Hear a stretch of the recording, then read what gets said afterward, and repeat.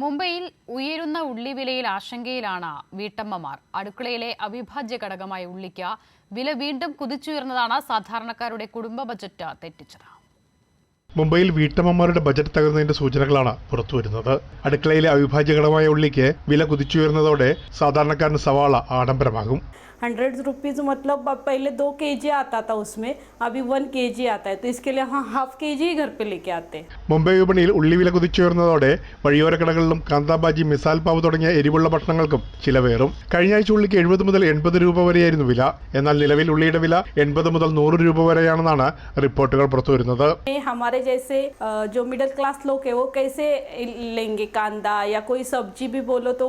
കാലവർഷക്കെടുതിയും കനത്ത മഴയും ഉള്ളിയുടെ വിളവെടുപ്പിനും വിപരീതമായി ബാധിച്ചതോടെ വിപണിയിൽ ലഭ്യത കുറഞ്ഞതാണ് വിലക്കയറ്റത്തിന് കാരണമായി ചൂണ്ടിക്കാണിക്കുന്നത്. കർഷകരിൽ നിന്ന് ചുളുവിലയ്ക്ക് വാങ്ങി സംഭരിച്ച ഉള്ളിയാണ് വിപണിയിലെത്തിയിരിക്കുന്നത്. കർഷകരിൽ നിന്ന് 10 രൂപയ്ക്ക് വാങ്ങിയ ഉള്ളിയാണ് 80 രൂപ മുതൽ 100 രൂപ വരെ ഈടാക്കി ഇടനിലക്കാരുടെ കൊള്ള ലാഭം. ഉള്ളിയുടെ കയറ്റുമതി നിരോധനം സർക്കാർ നീക്കിയതും ഉള്ളി വില കുതിച്ചുയരാൻ കാരണമായി.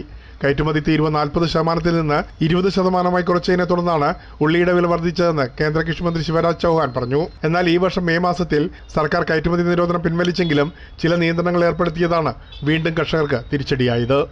പ്രേംലാൽ, കൈലി ന്യൂസ്, മുംബൈ.